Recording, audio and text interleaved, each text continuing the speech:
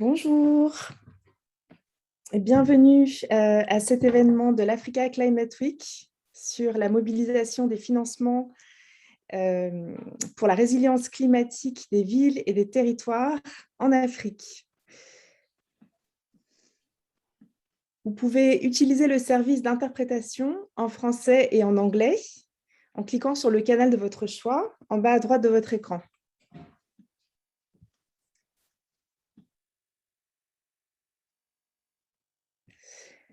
Donc, nous allons démarrer. Donc, je m'appelle Émilie Mayarin, je suis directrice adjointe du FMDV, le Fonds mondial pour le développement des villes. Nous sommes un réseau international de collectivités locales dédié à la promotion de solutions de financement et d'investissement pour le développement urbain. J'ai l'honneur de vous accueillir et de modérer cette session de l'Africa Climate Week organisée par le FMDV sur le thème « Mobiliser les financements pour la résilience climatique des villes et des territoires en Afrique ». La question du financement de la transition climatique locale est une des clés pour la réussite des objectifs de l'accord de Paris au niveau global, et en particulier dans le contexte de la très forte croissance urbaine en cours en Afrique. D'ici 2030, il faudra financer et construire sur le continent plus de villes et d'infrastructures que ce qui a été construit dans toute l'histoire de la Chine. Or, il existe une défaillance de marché systémique du financement climat infranational en Afrique. Malgré de nombreuses lignes de crédit et instruments financiers mis en place pour préparer et investir dans les projets, les collectivités territoriales accèdent encore trop insuffisamment au financement nécessaire. Parmi les raisons de cette déconnexion entre l'offre et la demande, on peut citer des cadres institutionnels non adaptés et une capacité insuffisante des collectivités à répondre aux exigences des institutions de financement, notamment pour présenter des projets dits bancables ou qui atteignent une taille critique suffisante. Cette difficulté d'accès au financement se pose de façon encore plus accrue concernant l'adaptation au changement climatique, qui est un défi majeur pour les villes africaines. Donc, je suis très honorée d'accueillir aujourd'hui 11 panélistes de haut niveau qui représentent la diversité des acteurs impliqués dans le financement de la transition climat des villes en Afrique pour échanger sur ce sujet. Des maires, la secrétaire exécutive du Fonds d'équipement des Nations Unies, des représentants de l'Union économique et monétaire ouest-africaine, des institutions de financement des collectivités locales, des partenaires au développement et des investisseurs privés. Ils présenteront des politiques et des solutions innovantes pour lever les obstacles au financement de la transition urbaine bas carbone en Afrique dans 2 panels. Le premier panel sera dédié aux politiques et solutions innovantes pour créer les conditions favorables au financement. Et le second panel sera dédié à l'importance de développer des partenariats multi-acteurs renouvelés. Vous pouvez poser des questions dans le chat qui seront communiquées pendant le temps réservé aux questions-réponses après chaque panel.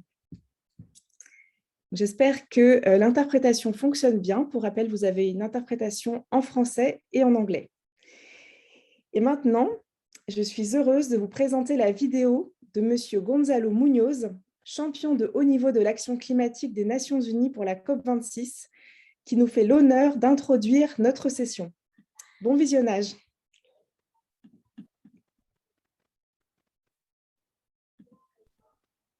Bonjour à tous à cet événement d'aujourd'hui pour lever les barrières sur les financements des villes en Afrique. Nous sommes en train de vivre l'un des moments les plus clés pour l'Afrique. C'est un vrai plaisir d'être ici avec vous et je remercie le FMDV qui est un ami et qui a pour accueillir cet événement et pour me donner l'occasion de vous parler brièvement au début de ce débat.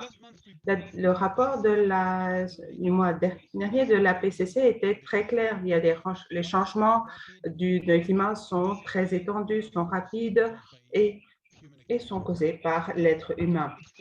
Les événements climatiques extrêmes on les voit partout, ils touchent tout le monde partout et ils ont un impact très important sur la santé, les services, la qualité de vie, etc. Ce rapport montre que, avec les plans nationaux, nous mettons sur le voie d'augmenter les émissions de 16% ou de 60% et non pas de les diminuer de 45% comme la science nous demande de le faire. À moins qu'il n'y ait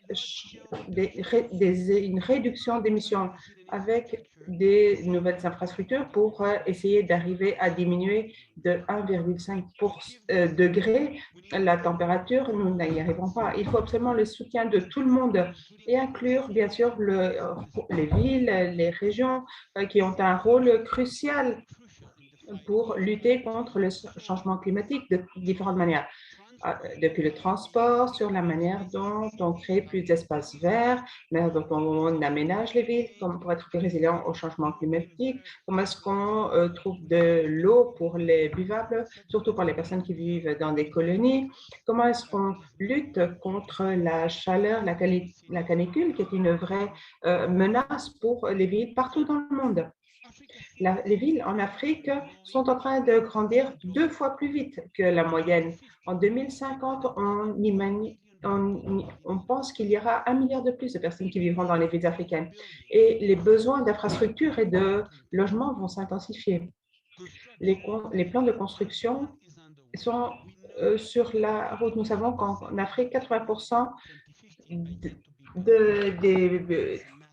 des constructions qui sont nécessaires en 2050 sont encore à construire. Et ça, c'est magnifique parce qu'on peut commencer à construire correctement et créer des formations, des postes de travail écolo, etc. Et il faut donc soutenir cela.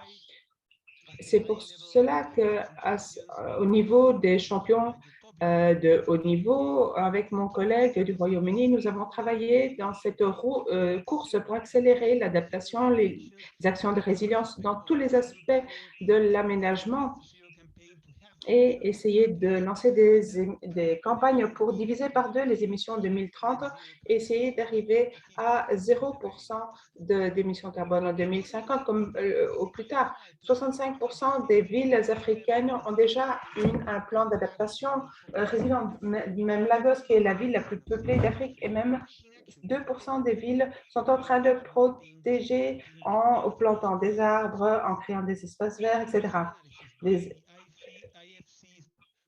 Le fonds a vu qu'un 1,3 million de dollars sont investis dans l'Afrique subsaharienne, c'est-à-dire 768 millions de dollars.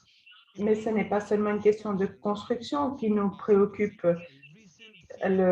L'étude du CVP de prévision du climat de mai 2021, on a vu qu'une ville sur 4 n'a pas les fonds nécessaires pour se protéger des problèmes climatiques extrêmes comme le manque d'eau, les inondations, la canicule. Cela montre que côté affaires et éthique, tout est clair. La transition vers un futur résilient et durable pour les environnements urbains en Afrique requiert plus de financement. Le partenariat avec entre les secteurs civils et le FMDV nous prouve que la feuille de route, les initiatives, les solutions sont tout à fait nécessaires. Il faut renforcer le rôle des banques nationales.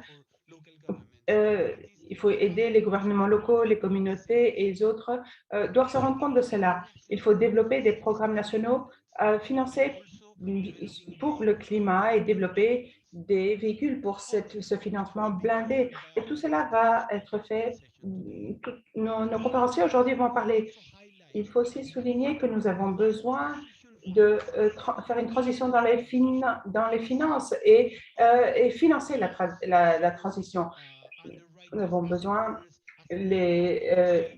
que les bourses, les brokers, les managers d'actifs, etc., doivent penser à un niveau stratégique et à l'amortisation pour investir dans la résilience et le développement urbain, surtout dans les villes urbaines, qui seront un levier indispensable pour arriver à ces objectifs. Les leaders des villes et des gouvernements doivent investir et être les leaders de tout cela et donner aux investisseurs la confiance nécessaire et qu'il va y avoir une amortisation.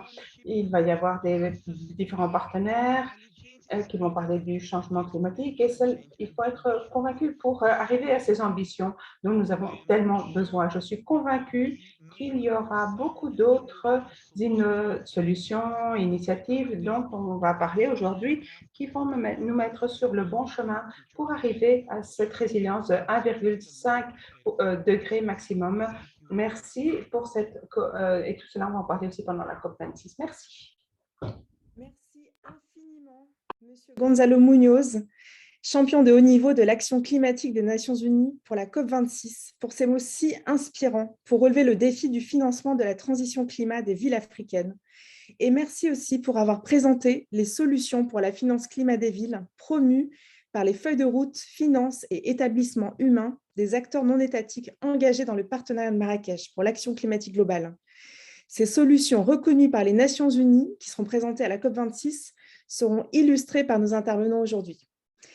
Je suis heureuse d'ouvrir le premier panel qui est dédié aux stratégies politiques et solutions innovantes développées au niveau régional, national et local pour mettre en place les conditions de financement de la transition climatique dans les villes africaines. Et j'accueille maintenant Monsieur Mohamed Boudra, président de l'Association marocaine des présidents de conseils communaux, AMPCC, et président de Cités Gouvernements Locaux Unis, l'Association mondiale des maires, qui va nous parler du programme national marocain en soutien à la finance climat des villes et des régions. Monsieur Boudra, la parole est à vous. Merci, Madame la Directrice. Tout d'abord, je souhaite remercier la FMDV pour m'avoir invité et de me permettre de parler au nom des collectivités marocaines et surtout que cette thématique qui se trouve au cœur de nos préoccupations. Nous sommes entrés en 2020 dans la décennie de tous les dangers, de toutes les crises, mais aussi de toutes les opportunités. Car nous avons aujourd'hui l'opportunité historique de nous tenir à l'avant-garde de nos responsabilités, de nos engagements vis-à-vis de notre planète et des futures générations. Mais nous manquons de temps et seuls nous sommes perdants. Alliés, nous avons une chance.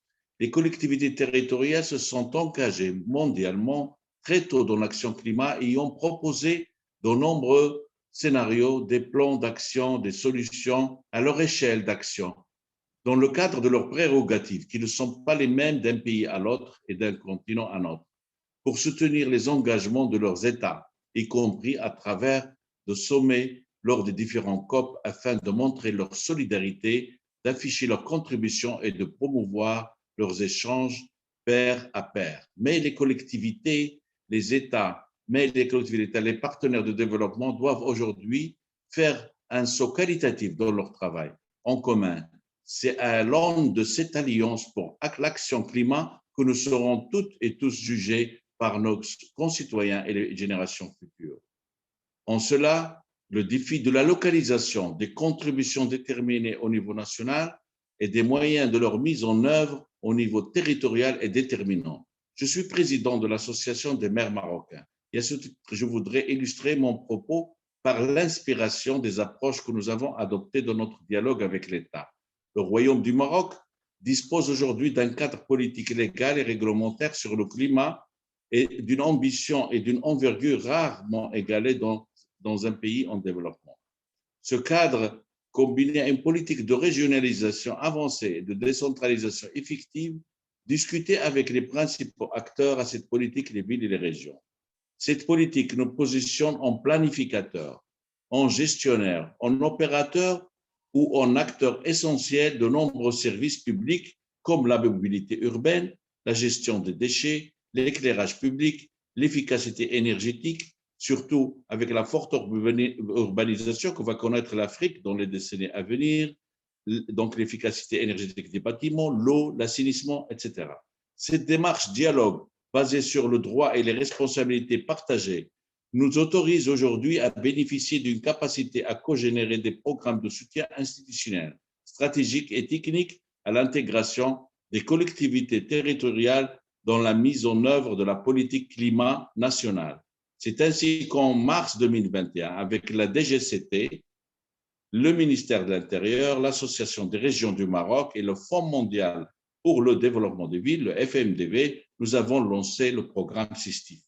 Il vise la mise en place d'une cellule climat infranationale dont l'équipe professionnelle est partagée entre la DGCT et la MPCC, l'association que je préside. Le SISTIF permettra, premièrement, de disposer d'un plan national de coordination des acteurs climat infranationaux pour articuler les acteurs autour de la chaîne des réponses climat depuis les échelles locales et régionales. D'installer une équipe d'experts en ingénierie, projet et financement climat et de créer un pipeline de projets climat locaux et régionaux pour les connecter aux financeurs climat publics et privés.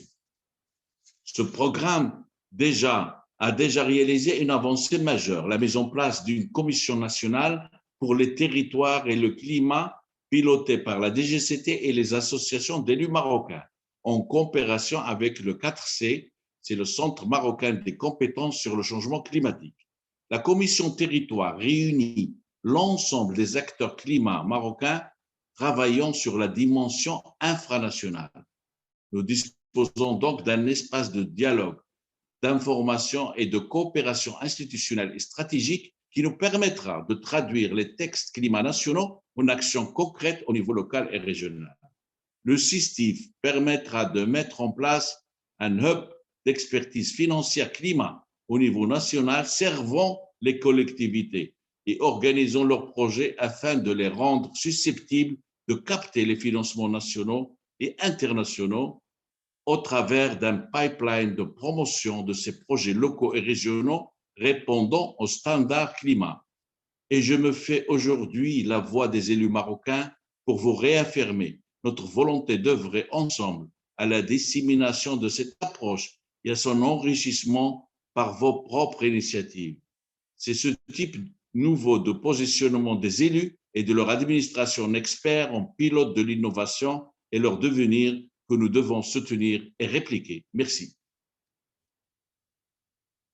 Merci infiniment, Monsieur Boudra. Effectivement, le Maroc fait figure de pionnier pour le soutien au niveau national aux collectivités locales pour leur permettre de préparer des projets et d'accéder à des financements climat, leur apporter cet appui de capacité et d'ingénierie financière. Donc, merci beaucoup d'avoir partagé cette expérience innovante qui a été reconnue par les Nations Unies dans les feuilles de route du partenariat de Marrakech. Donc, merci infiniment. Et je suis heureuse de donner la parole à Madame Yvonne Denise Aki-Sawyer, qui est maire de Freetown au Sierra Leone. Madame la maire, pouvez-vous nous présenter les enjeux du financement de la transition climat de votre ville, les barrières que vous avez rencontrées et les solutions que vous avez développées? La parole est à vous. Merci beaucoup.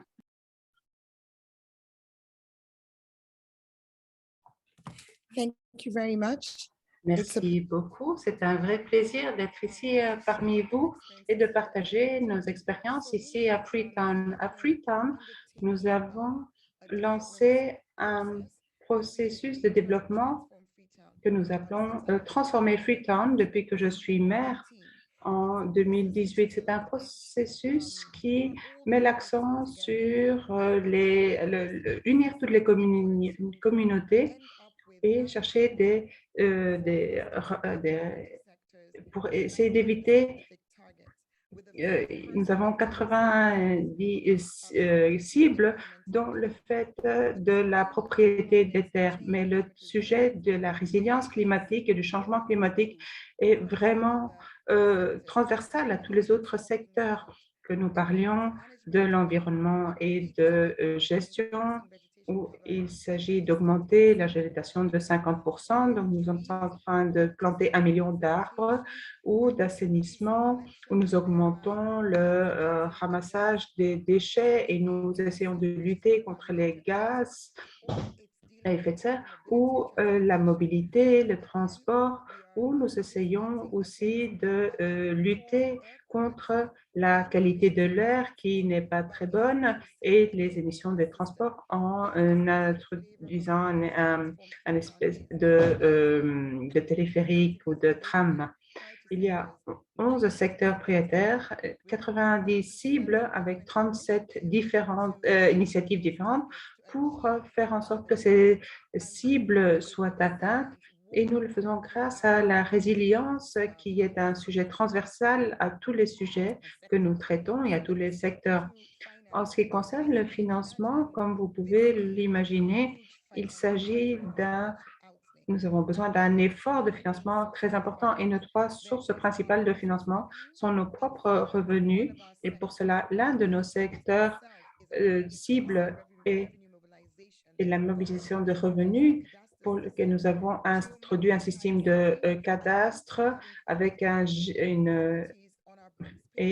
nous avons inscrit toutes ces propriétés dans nos registres, ce qui a permis d'augmenter les revenus du cadastre, des impôts.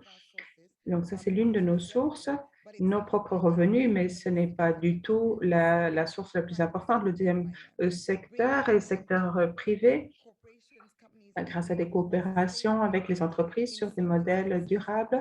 À certains niveaux, nous sommes en train de faire un PPP avec la ville et parfois il s'agit d'un BOT. Le secteur privé a un rôle important, mais actuellement, notre source principale de financement vient des partenaires de développement, que ce soit l'Union européenne ou le TBO. C'est ce qui nous aide vraiment vers cette transition de notre ville, non seulement du point de vue de la transformation en termes de développement urbain, mais aussi pour nous assurer que nous le faisons de manière verte et résiliente.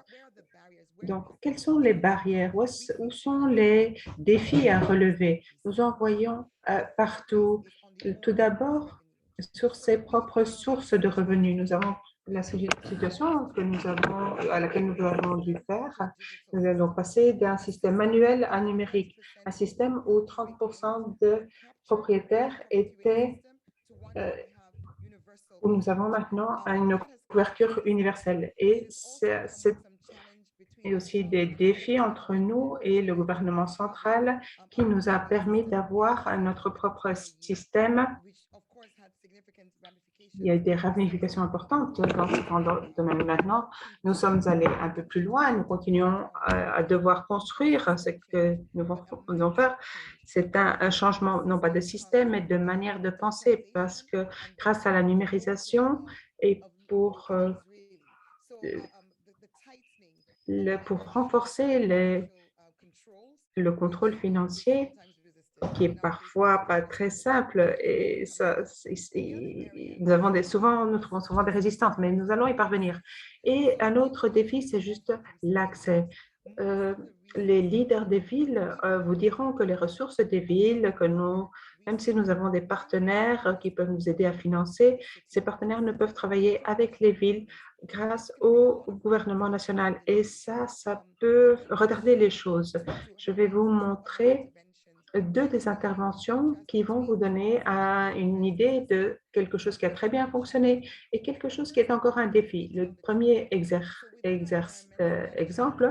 c'est un secteur prioritaire pour nous. Nous voulons augmenter la végétation de 50%. Pour cela, notre initiative est de créer 1 million d'arbres. Nous avons pu travailler avec un tout petit fonds de formation, notre propre source de revenus et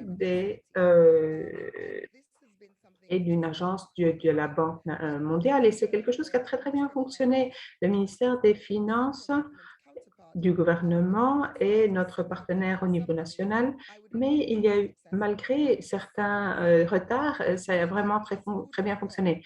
Un deuxième exemple qui devrait nous pousser à réfléchir et que je vais continuer à utiliser comme une manière dont il ne faut pas chercher à faire un changement climatique.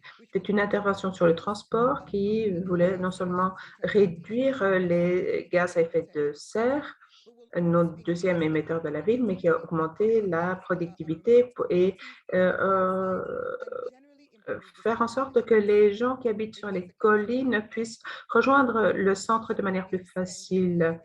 Ça fait 1 an et demi que nous travaillons, que nous avons essayé de trouver des financements pour ce niveau. Nous avons fait le travail de base, nous avons fait l'étude de faisabilité, mais obtenir l'argent, ça a duré vraiment trop long et c'est le genre de retard qu'il faut que nous traitions en tant que communauté si nous voulons avoir un impact réel au niveau de la ville lorsque nous avançons pour répondre aux défis de l'action climatique. Il y a des barrières et j'aimerais dire que cette question de l'accès au financement est aussi très souvent le point noir et le défi dont parle la préparation financière, c'est-à-dire nous savons comment résoudre cela. Nous travaillons nous avons des experts, une équipe technique très excellente. Certains sont payés, d'autres sont des bénévoles. Nous savons comment préparer un projet et c'est une manière de travailler que nous aimerions partager avec d'autres personnes. Parfois, on a besoin de certains talents du secteur privé pour nous aider dans le secteur public. Donc, nous assurons que les papiers, que la paperasse est préparée correctement. Et si l'on cherche à financer le changement climatique pour lutter contre lui, il y a de nombreuses... Il faut faire des études, il faut financer des communications sur tout ce que nous savons pour mitiger et nous adapter au niveau des villes. Merci. Merci infiniment, Madame la maire, pour votre témoignage extrêmement précieux. Vous qui êtes vraiment aux rênes du pilotage d'une ville africaine. Merci d'avoir décrit de manière si sincère les enjeux, les barrières et aussi les bonnes pratiques, hein, notamment en termes de préparation de projet grâce à votre expertise interne. Voilà, nous sommes vraiment honorés pour votre témoignage et nous espérons que la suite des débats va pouvoir répondre, trouver des solutions pour lever les barrières qui existent encore. Merci infiniment. Maintenant, j'accueille Madame Karine de Frémont. Vous êtes directrice transition urbaine et mobilité à l'Agence française de développement. Pouvez-vous nous présenter l'approche systémique qui est développée par l'AFD ainsi que les instruments qui permettent de financer la transition climat des villes africaines? Merci beaucoup.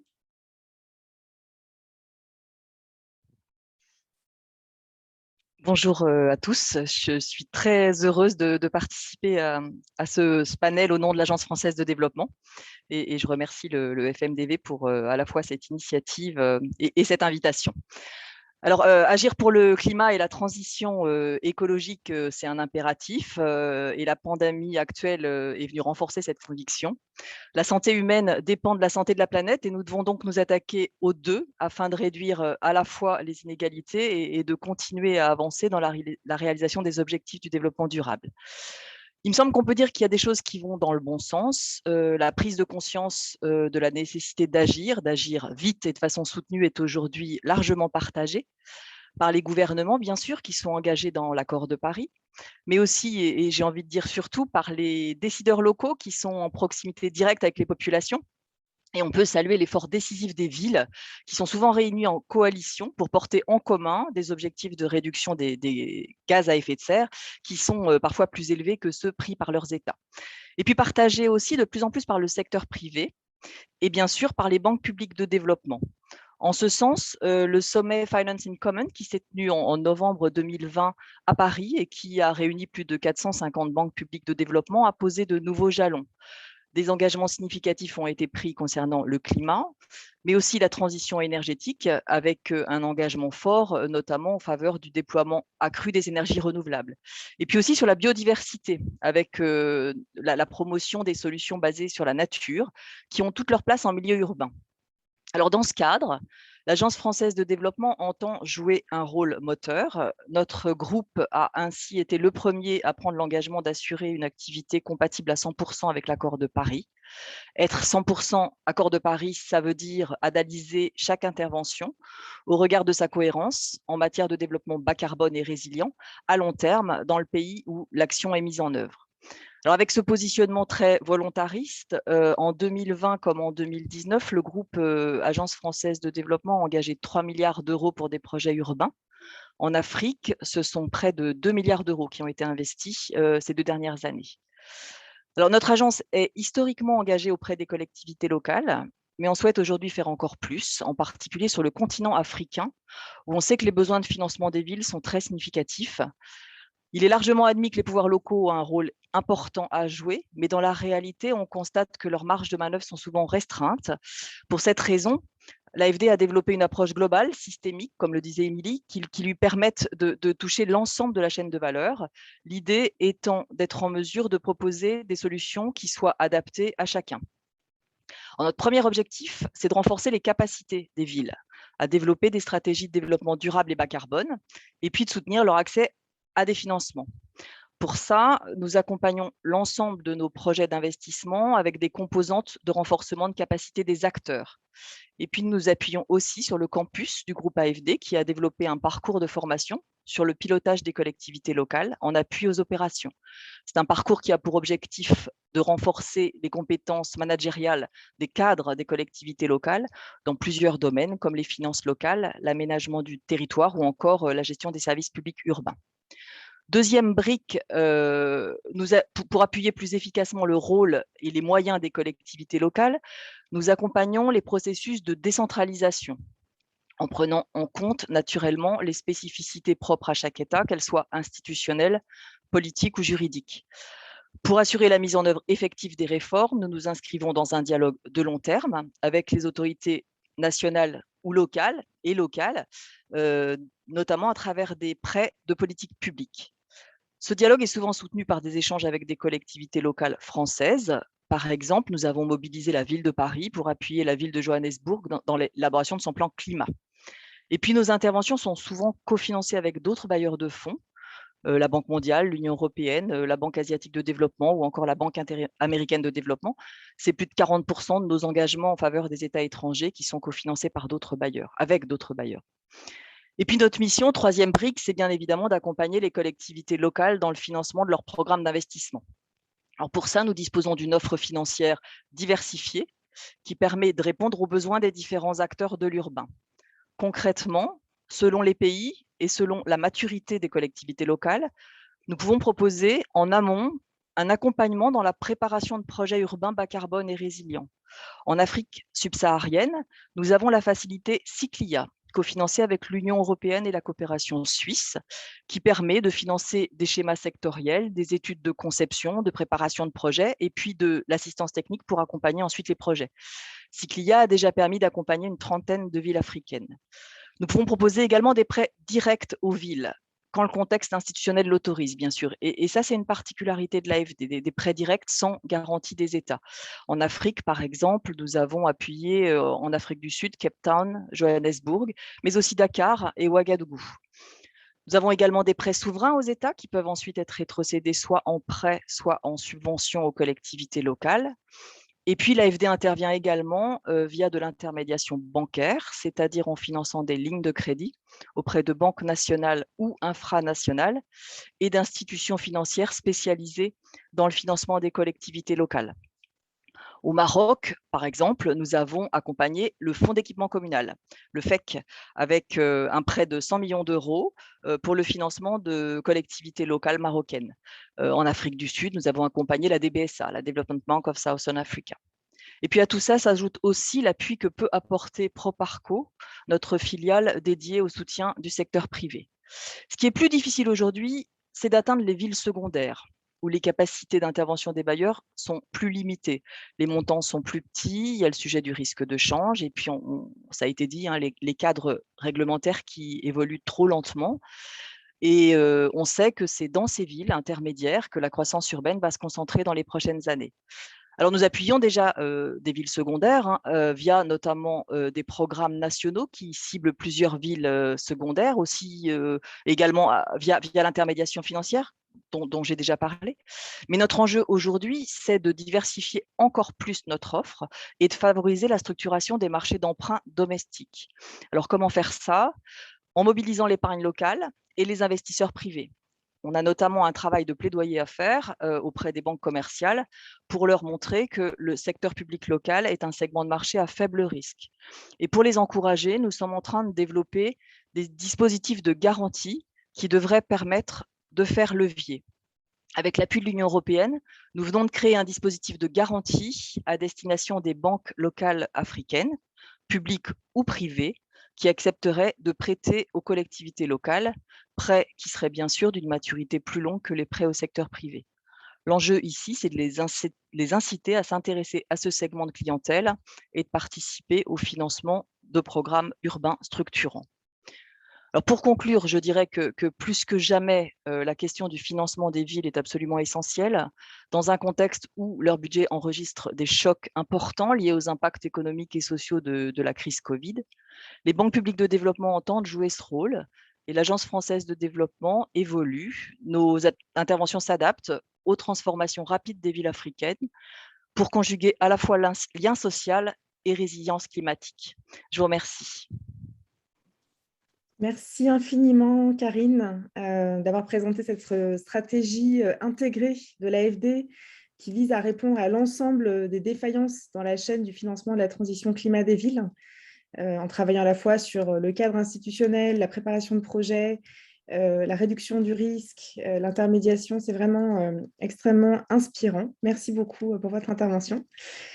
Et je vais maintenant accueillir un autre partenaire au développement, représentant la Banque africaine de développement, donc Monsieur Marcus Mahir. Vous êtes coordinateur du Fonds de développement urbain et municipal de la Banque africaine de développement. Pouvez-vous nous présenter les stratégies et les instruments déployés par la BAD pour financer la transition climat des villes? La parole est à vous. Merci beaucoup. Thank you very much. Merci beaucoup, Émilie. J'aimerais vous montrer quelques diapos. Est-ce que ce serait possible? Voilà, merci. C'est un vrai plaisir pour moi, chers collègues, d'être ici. Félicitations au Maroc, à Freetown, à l'AFD pour tout ce qu'elles ont fait sur le continent africain. Récemment, nous avons développé une stratégie urbaine et un fonds et une politique afin de pouvoir travailler avec des collectivités infranationales et nous sommes très ambitieux dans ce sens et nous aimerions pouvoir continuer à travailler avec la plupart d'entre vous dans le futur. Je coordonne cela et l'un de nos objectifs est de renforcer, d'éviter les fossés dans certains projets, d'aider à préparer des projets, à trouver des ressources pour à augmenter la solidité, les marchés. Et j'aimerais vous proposer de compter sur la Banque africaine de développement pendant les prochaines années pour aider les villes parce que si l'on voit ce qu'a dit notre champion au début de cette conférence, nous avons besoin de faire que les finances nous aident à résoudre les problèmes. En tant que banque, nous voyons des investissements qui sont critiques pour pouvoir y arriver et pour vraiment pouvoir y arriver. Donc, vous avez posé la question sur les stratégies, les solutions, les initiatives que nous voyons et j'essaie de vous présenter un petit graphique sur comment les choses devraient être après ces interventions si intéressantes. Nous voyons vraiment les différents que l'on a déjà expliqué de manière très élégante ces points. Ce sera donc plus simple pour moi d'arriver à expliquer ce que je voulais vous dire. Je crois vraiment que au niveau des acteurs, le premier pas consiste vraiment à regarder ce que l'on peut faire personnellement et se préparer pour essayer d'arriver à un échelonnage de tout cela. Au niveau local, nous pensons qu'il ne s'agit pas il faut pas de subventions vraiment des projets pilotes. Il s'agit plutôt de chercher d'améliorer la solidité financière des villes pour qu'elles puissent avoir accès au marché des capitaux. Il y a quelques exemples dans le continent qui ont très bien fondu, Johannesburg par exemple, et d'autres expériences qui sont vraiment encourageantes. C'est une stratégie que chacun d'entre nous devrait avoir en tête. Au niveau des politiques, le Maroc a parlé, et Freetown aussi a parlé de certains des défis auxquels ils doivent faire face. Il faut qu'il y ait un dialogue à différents niveaux entre les villes, les gouvernements pour faire avancer les choses. Actuellement, il y a très peu de villes qui peuvent vraiment avoir accès directement au marché financier et il faut donc renforcer cet espace.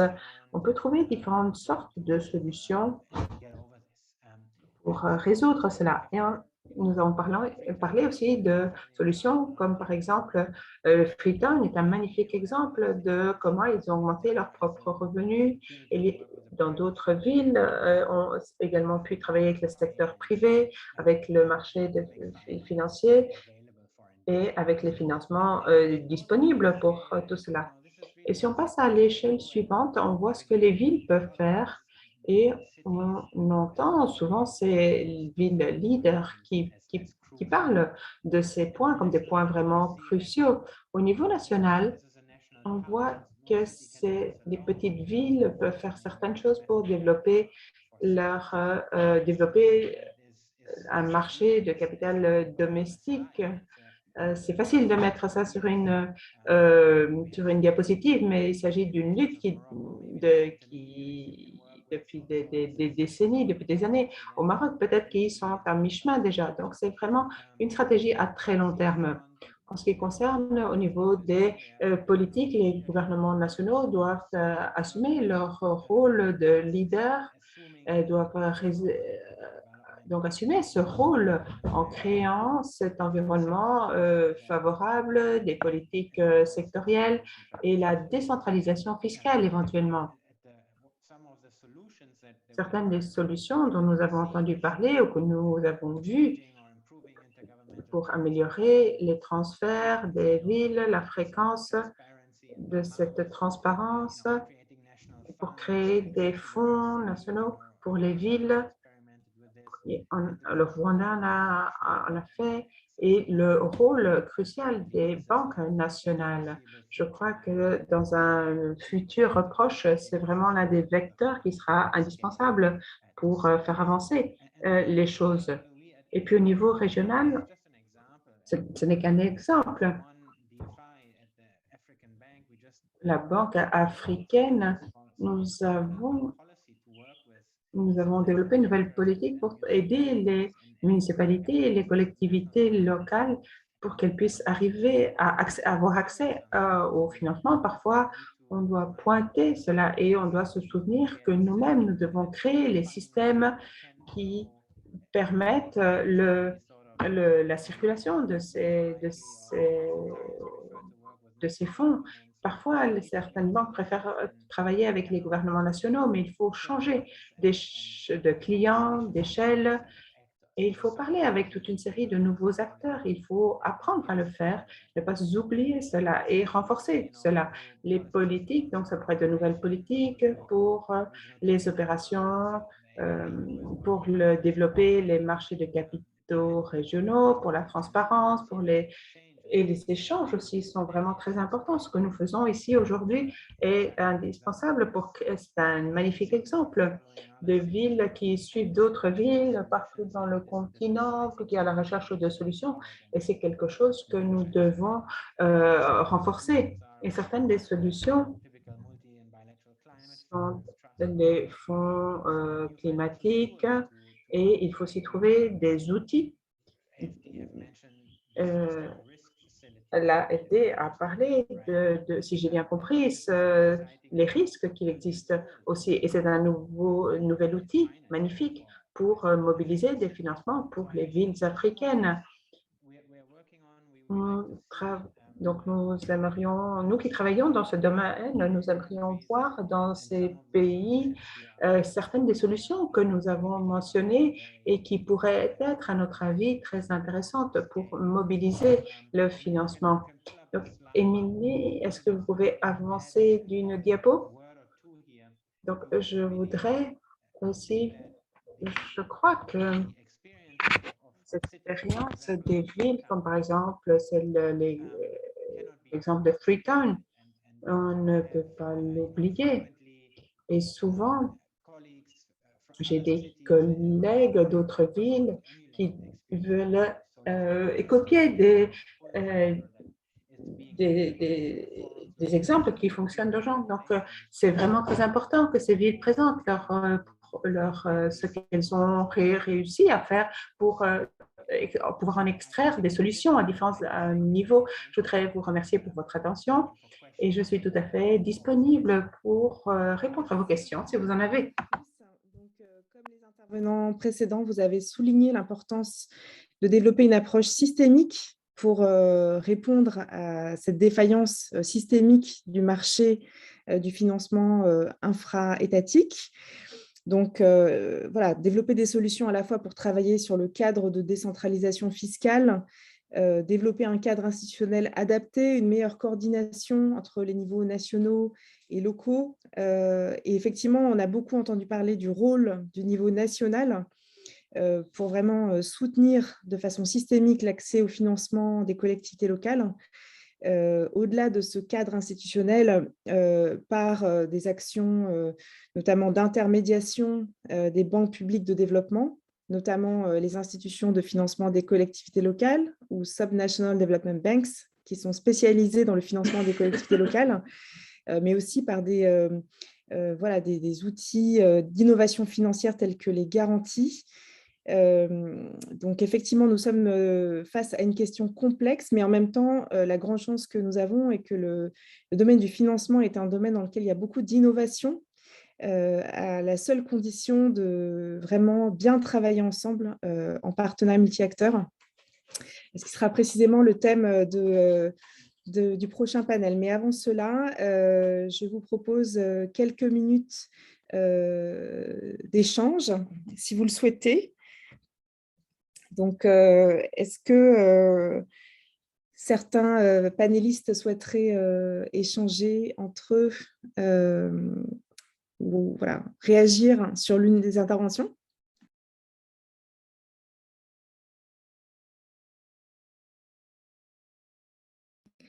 Alors, dans ce cas-là, nous allons passer au second panel qui, comme je vous le disais, traite de l'importance de développer des partenariats multi-acteurs renforcés pour travailler ensemble à résoudre cette faille systémique, en particulier à travers l'intermédiation financière, le développement de véhicules d'investissement pour les financements mixtes. Et je souhaiterais donner la parole en premier lieu à Madame le docteur Barbara Samuels, qui est directrice exécutive de Global Clearinghouse for Development Finance, et qui va nous présenter les enjeux et les solutions inspirantes pour le renforcement de la finance climat locale. Merci beaucoup, Madame Samuels.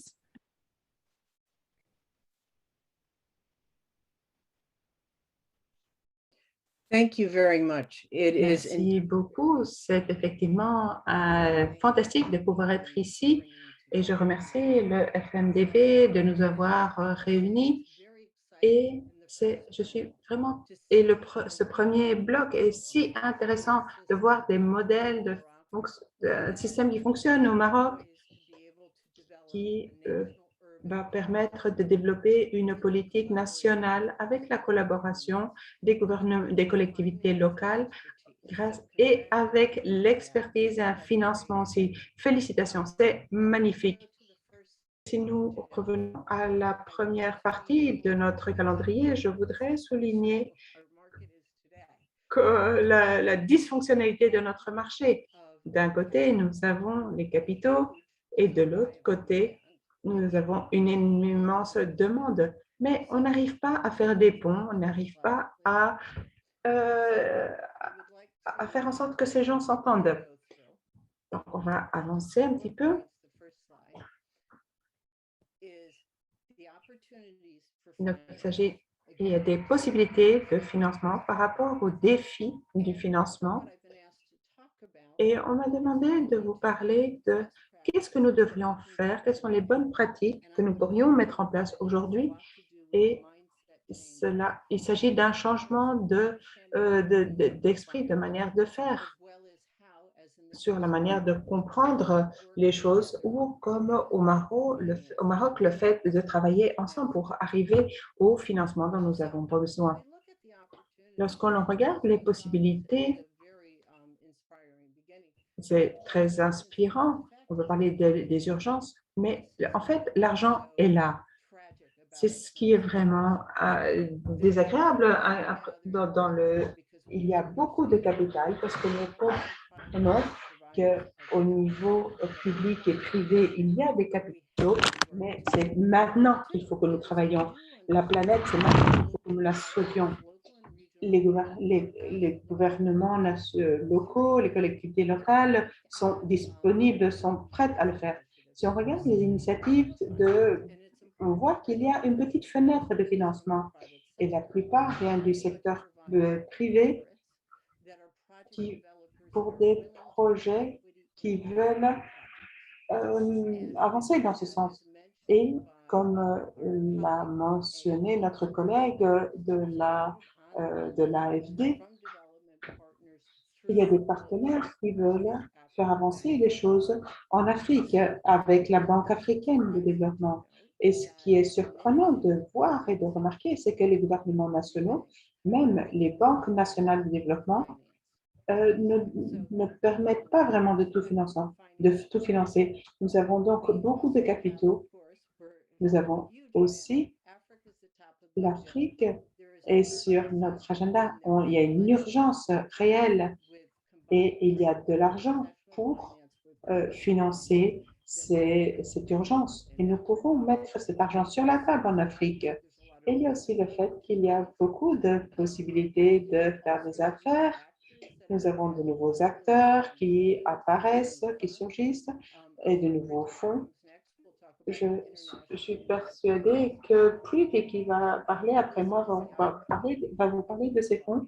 Il y a on parle beaucoup de Smart City, mais il y a aussi d'autres groupes qui veulent rentrer, veulent être sur la photo et faire des choses. Donc, pourquoi est-ce que ça ne fonctionne pas? Si nous avons toutes ces occasions, pourquoi est-ce que cela ne fonctionne pas? Tout d'abord, parce que c'est très difficile d'avoir accès au financement. Les collectivités locales et régionales ont du mal à accéder à ces parce que leurs propres revenus ne sont pas suffisants et avec le COVID, les transferts des gouvernements nationaux ne sont pas suffisants. Donc, les ressources ont diminué et les dépenses ont augmenté.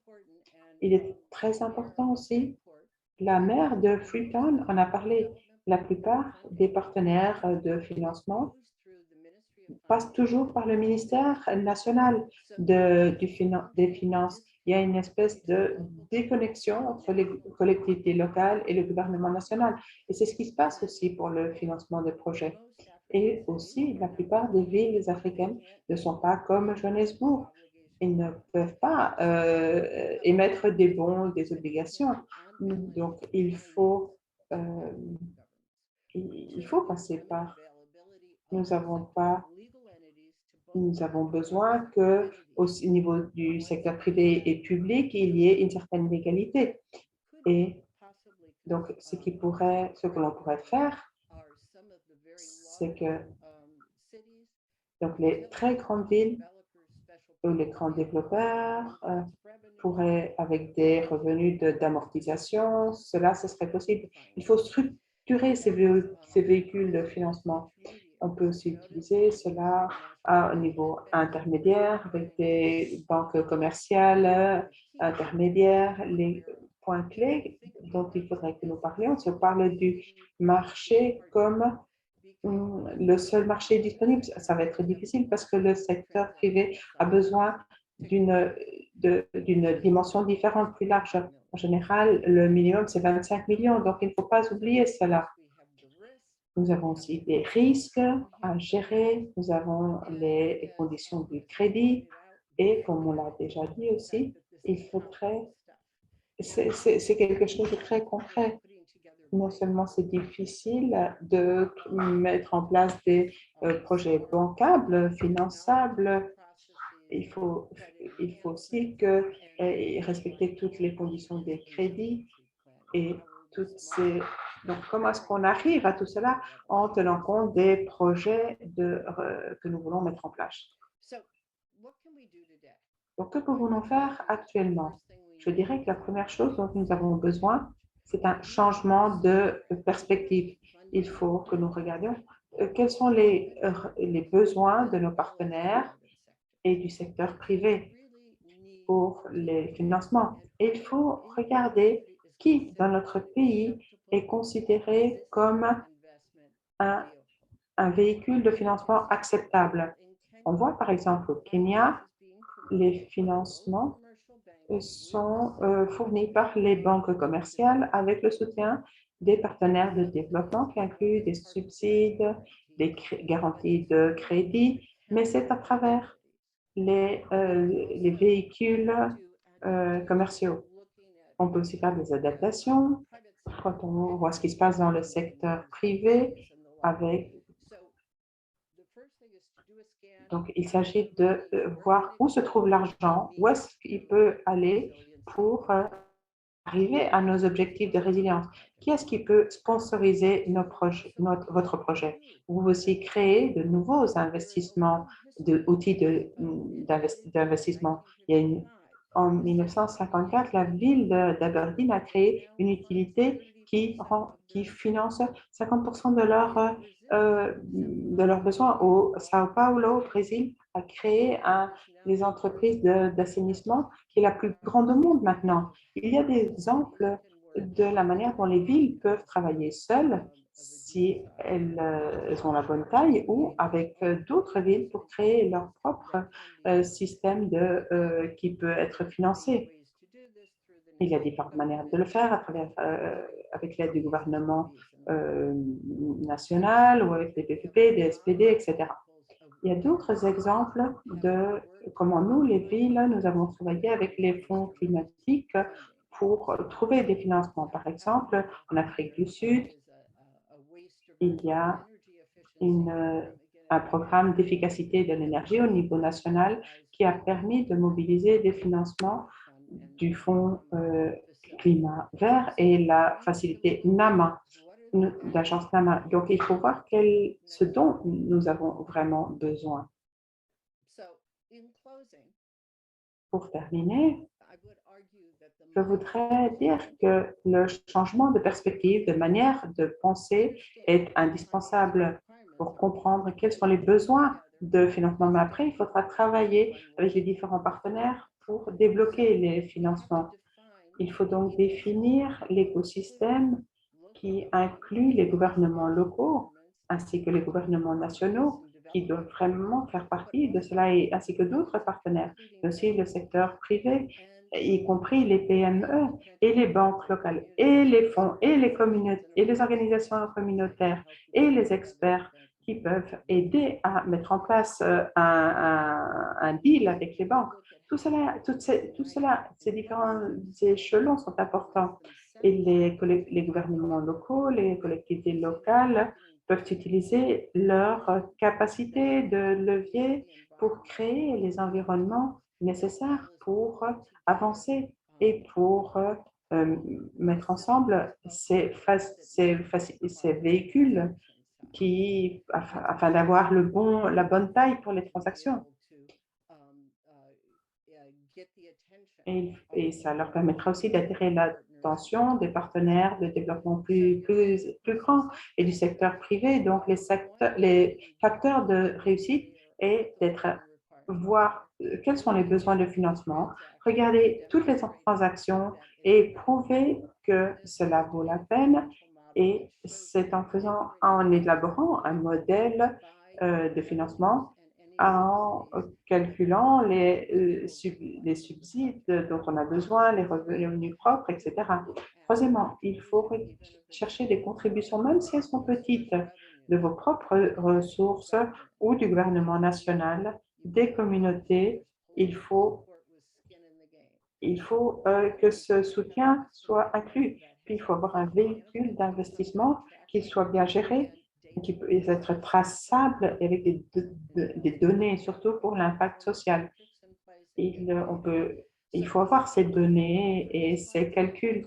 Et donc, cela va nous permettre de changer et les gouvernements, et cela permettra d'avoir les collectivités locales qui travaillent à certains niveaux, comme au Maroc, par exemple, ou au Canada. Il y a $1 million qui ont été levés pour les fonds du climat. Nous devrions aussi pouvoir faire cela grâce aux banques internationales ou d'autres agences. Il faut que nous trouvions cet argent et nous avons aussi besoin des experts pour ces hubs de financement urbain. Et c'est pour cela, si cela fonctionne partout dans le monde, faisons que ça fonctionne aussi en Afrique. Merci. Merci infiniment, Barbara, pour cette présentation brillante.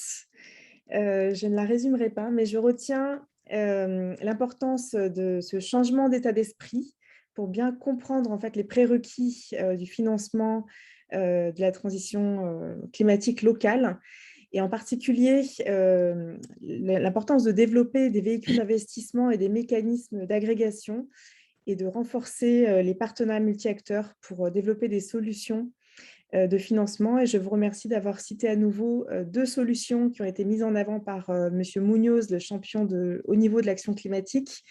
Donc, les hubs d'expertise financière à l'échelle locale pour soutenir l'accès au financement des collectivités locales.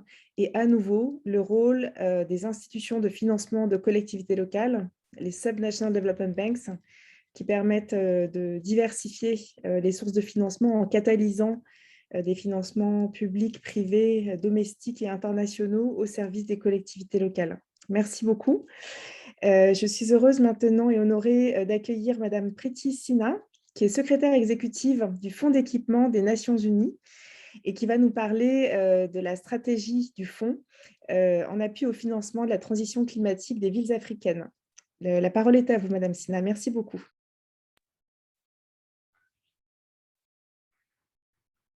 Thank you, Emily. Merci, Émilie. Bonjour, bon après-midi ou bonsoir à tous, chers amis, chers collègues. Je suis très heureuse. Je voudrais remercier et en tant que secrétaire général de vous parler sur ce sujet si important. Et merci à Barbara Samuel, une collègue et une amie aussi pour sa présentation. Notre fonds, notre vision est de catalyser l'impact du développement du capital pour aider surtout les pays les moins développés et les pays en voie de développement. Nous prenons cette mission de manière très sérieuse pour arriver aux objectifs de développement durable. Nous pensons que ces actions sont liées aux villes, sont vraiment importantes. Je vais donc parler de cela au sein du Fonds d'équipement des Nations Unies. Avec les villes, nous parlons des villes et des collectivités territoriales, par exemple pour la transition climatique. Au sein du Fonds d'équipement des Nations Unies, nous pouvons financer les villes et les gouvernements. Je vais vous montrer 4 exemples aujourd'hui. Le premier s'appelle Local. C'est pour la facilité d'adaptation climatique pour les gouvernements locaux pour les adaptations au changement climatique. C'est un mécanisme innovant qui peut être flexible et s'adapter aux besoins locaux. 17 pays de partout en Afrique sont en train de le mettre en place ou de le concevoir. Nous en sommes très heureux. Il y a des ministres de 4 pays, la Gambie, le Niger, le Mozambique et le Bénin sont des ambassadeurs locaux qui montrent que cet engagement par rapport à local et les résultats qu'il va atteindre, qu'il a déjà atteint. Il s'agit d'une décentralisation fiscale et de gestion financière en faveur du changement climatique. Il y a des fonds pour les subventions pour la résilience. C'est un mécanisme que nous avons créé qui montre des programmes pour payer les dépenses à différents niveaux en ce qui concerne la résilience, qui donne des finances pour couvrir les coûts supplémentaires pour faire en sorte que les projets les programmes, les politiques soient résilients et tiennent compte du développement écologique.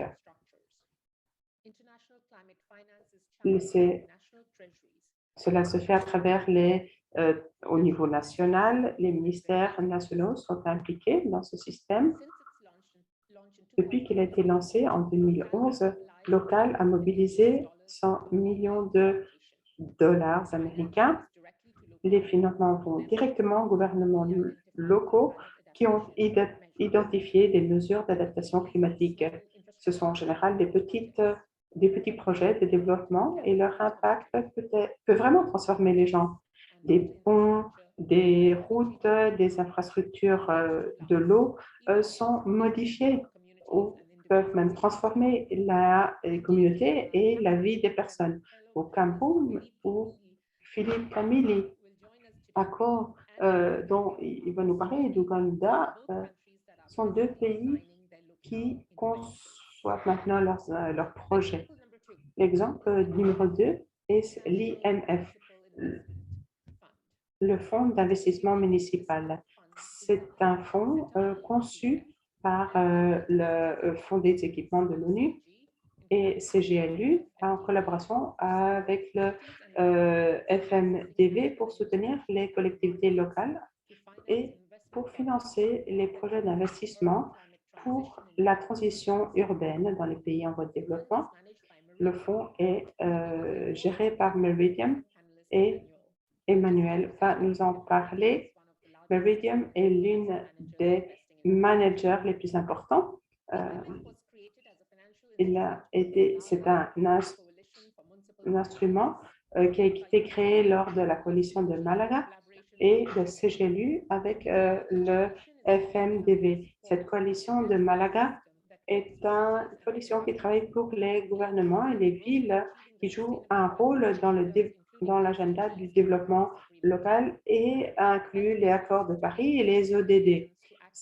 Le but est que les villes aient accès au financement et au financement privé dont ils ont besoin pour arriver à offrir des infrastructures et des services durables et à transformer leur vie. C'est dans ce sens que nous avons aussi proposé une facilité pour donner une assistance technique aux villes pour les aider à financer leurs projets et renforcer leur capacité à avoir accès au crédit pour que les investissements puissent être présentés à Meridiam et être acceptés. Cette assistance technique, grâce à cela, nous avons aidé avec 25 millions de dollars. C'est pour des développements pour aider la durabilité des opportunités climatiques. Je vais passer au troisième exemple et j'espère que chacun d'entre vous intéresse. Le troisième exemple sont le véhicule financier de transformation en Ouganda. Avec l'Ouganda comme exemple, notre pratique de transformation, nous avons mis en marche le PIF, programme avec le gouvernement local et d'autres organismes pour traiter les défis pour avoir accès aux sources de financement. Le programme veut renforcer la résilience du travail dans les villes en Afrique et en Asie. En Ouganda, nous avons soutenu la mise en place du programme sur les financements intégral dont je viens de vous parler dans la zone métropolitaine de Kampala et pour renforcer le gouvernement et les domaines de la prospérité dans les villes. C'est un programme de 1,4 milliard d'euros qui est soutenu par l'Union européenne et le FMDV. Nous travaillons avec 3 objectifs. Tout d'abord, pour renforcer l'environnement pour les financements locaux, en soutenant cela pour mettre à différentes échelles des solutions en renforçant les revenus propres. Et troisièmement, pour renforcer les investissements pour des services à bas carbone et à faibles émissions. Et je vais passer maintenant au 4e exemple qui s'appelle sécurisation.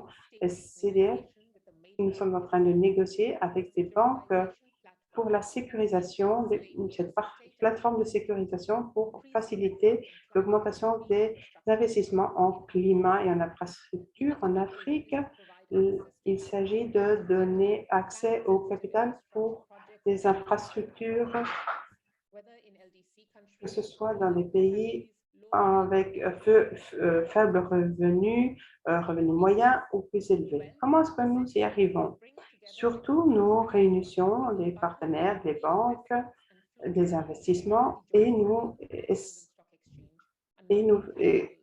qui sont des points entre, par exemple, la bourse de Johannesburg,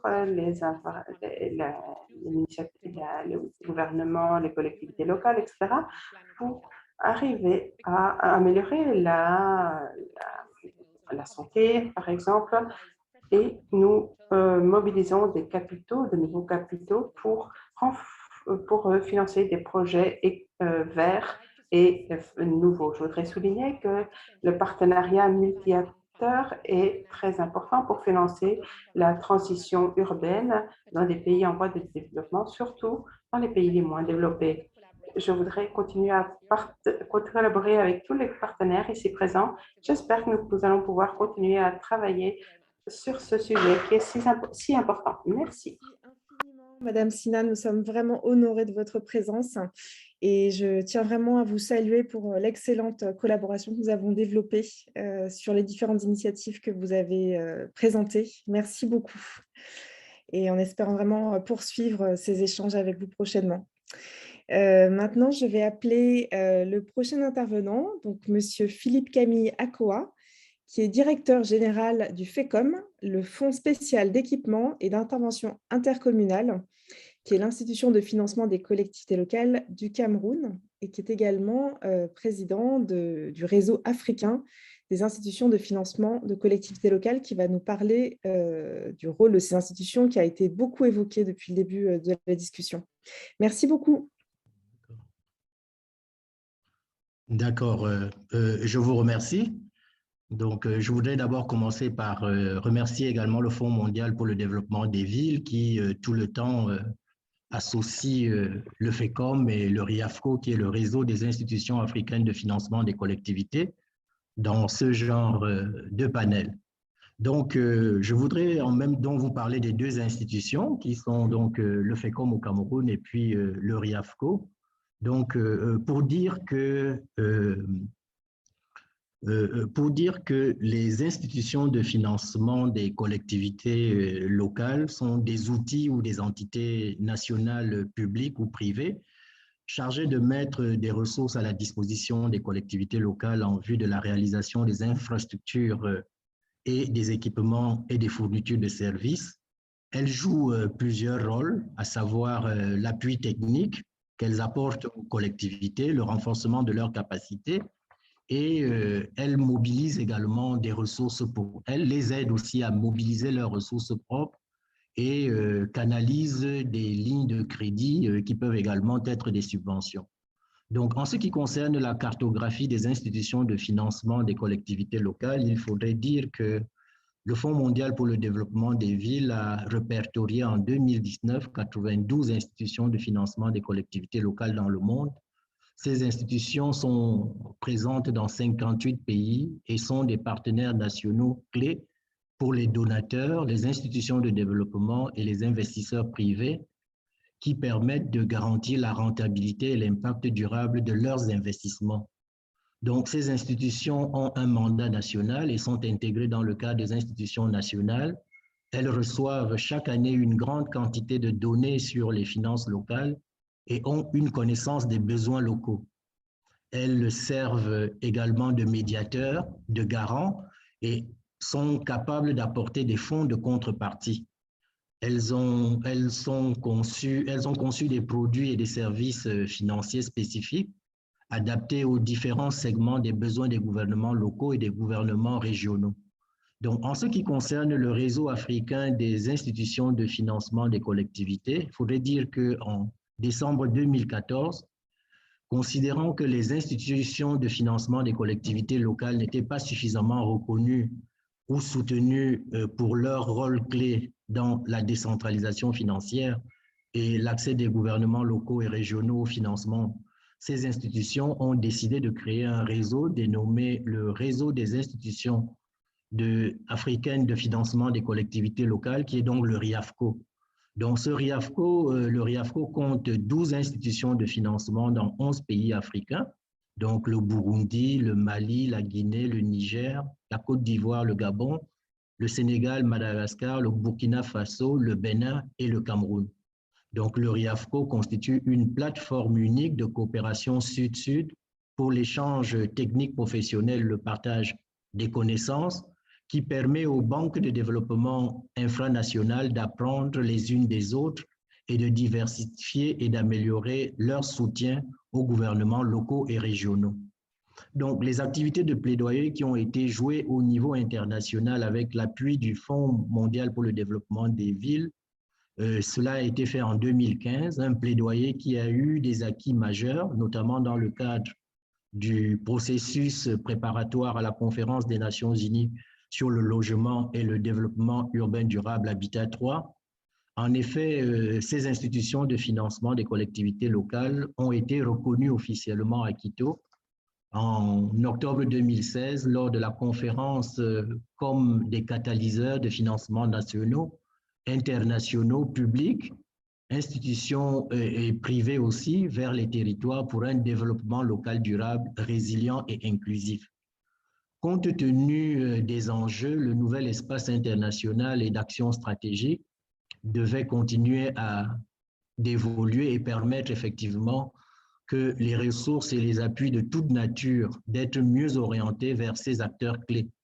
Donc, c'est ainsi que des partenaires chefs de file, le FECOM et le Fonds mondial du développement des villes, ont lancé en septembre 2019, dans le cadre du sommet des Nations Unies sur le climat, l'initiative de l'Alliance mondiale pour les institutions de financement local qui devra regrouper des partenaires de soutien et de nouvelles institutions de financement afin d'atteindre d'autres régions cibles, notamment l'Amérique latine et l'Asie. Donc, les actions ciblées par l'Alliance sont liées à la mise en œuvre de l'accord de Paris. Donc, l'Alliance mène ainsi un plaidoyer stratégique pour positionner ces institutions en tant qu'acteurs stratégiques donc pour l'intermédiation financière. Et des actions ont été menées aussi dans le cadre de la COP25 en Espagne et d'autres sont susceptibles d'être menées lors de la COP26 donc, qui se tiendra à Glasgow au Royaume-Uni. En ce qui concerne le FECOM, qui est le Fonds spécial d'équipement et d'intervention intercommunale dont je suis le directeur général, je voudrais de prime abord relever que le Cameroun est l'un des pays le plus urbanisés d'Afrique subsaharienne avec des disparités régionales importantes. Le diagnostic effectué dans le cadre de l'élaboration de la stratégie sous-secteur urbain au Cameroun révèle une insuffisance de l'offre de services urbains, d'où un appel à une plus forte mobilisation des acteurs importants, dont le Fonds spécial d'équipement et d'intervention intercommunale qui a été créé il y a plus d'une quarantaine d'années et qui vient d'être réorganisé et qui est un établissement public à caractère financier et économique et qui a une personnalité juridique autonome sous la tutelle du ministère de la décentralisation. Et il a pour mission de mobiliser les ressources destinées au financement des projets régionaux et communaux. Alors, ce que je pourrais dire en fait aussi, c'est que dans le cadre de l'intermédiation financière, Le FECOM, en plus des ressources étatiques mises à sa disposition par le gouvernement, travaille avec plusieurs partenaires au développement, donc la KfW, cette banque de coopération allemande et l'Union européenne, dans le cadre d'un certain nombre de projets communaux dans les villes du Cameroun qui sont mis en œuvre. Mais ce que je voudrais surtout dire en conclusion, c'est que ces institutions de financement des collectivités locales qui connaissent très bien les collectivités peuvent faciliter l'orientation des financements directement vers elles et diminuer les risques liés à la symétrie d'information pour les organisations internationales. Ces mêmes institutions de financement peuvent être des instruments de mobilisation des ressources des partenaires et libérer de ce fait le budget des États en ce qui concerne l'investissement local. J'ajouterai également que ces institutions, par le canal par lequel elles renforcent leur capacité aux collectivités locales, peuvent orienter donc le développement durable. Donc voilà, je vous remercie. Merci infiniment, Monsieur Akoa, pour cette brillante présentation. Vous nous avez bien expliqué les caractéristiques et la valeur ajoutée des institutions de financement des collectivités locales pour renforcer le financement de la transition climat des villes. J'en profite pour rebondir sur votre propos sur le plaidoyer international pour une meilleure reconnaissance de ces institutions. Pour informer l'audience que l'expérience africaine de premier réseau d'institutions de financement de collectivités locales du monde a inspiré la création d'un réseau en Amérique latine et dans les Caraïbes cette année, qui s'est adossé à l'initiative Finance en commun, le sommet mondial des banques publiques de développement. Donc voilà, l'Afrique a inspiré l'Amérique latine et les Caraïbes, et effectivement, ces alliances démontreront l'impact de leur action lors de la prochaine COP. Merci infiniment.